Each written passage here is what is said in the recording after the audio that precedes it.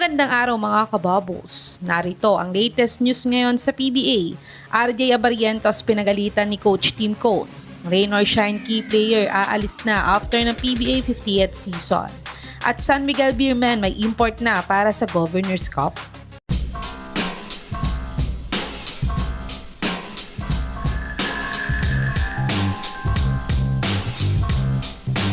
Ang Gin Kings nga ay nakasurvive ng 2-points win kontra sa defending champion na TNT.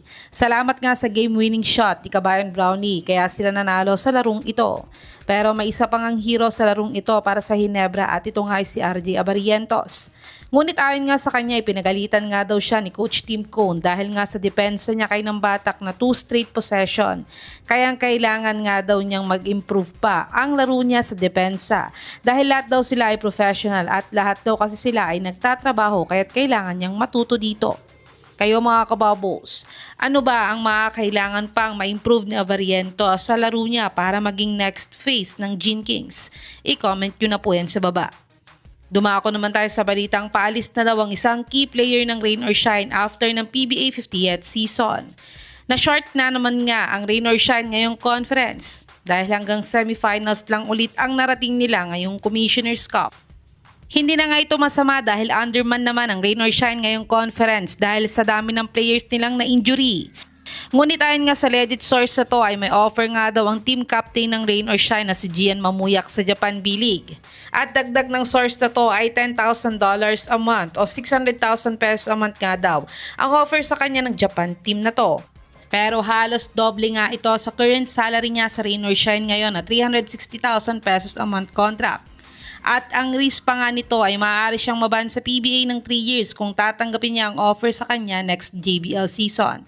Sa tingin niyo mga kababos, mag-stay na lang ba si Mamuyak sa Rain or Shine na mag-take siya ng risk sa Japan?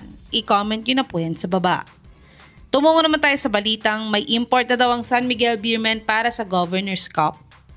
Ang SMB nga ay kagagalaw lang ngayong off-season via trade. At sa trade nga na ito ay nakuha nila ang star player ng Terra Firma Jeep na si Jerick Ahanmisi kapalit si Paulo Hernandez, kapalit lamang ni Wami Chongson at Chris Miller at isang 52nd second round pick ng SMB.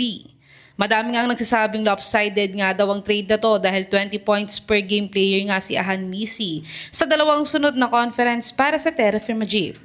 Pero ayon naman sa source na to, ay ang former NBA player na si Hamidou Diallo ang posibleng maging import ng SMB para sa Governor's Cup. Si Diallo nga ay isang 6'6" shooting guard / small forward sa NBA dati at 28 years old pa lamang.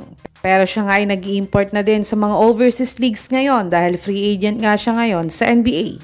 Si Diallo ay nag-average ng 12 points, 5.4 rebounds, 2.1 assists, 1.4 steals, 25% 3-point shooter at 65% free throw shooter sa kanyang 2025-2026 Spain Liga Endesa season. Sa tingin mga kababos, okay bang maging import ng SMB si Diallo ngayong Commissioner's Cup? I-comment nyo na po yan sa baba.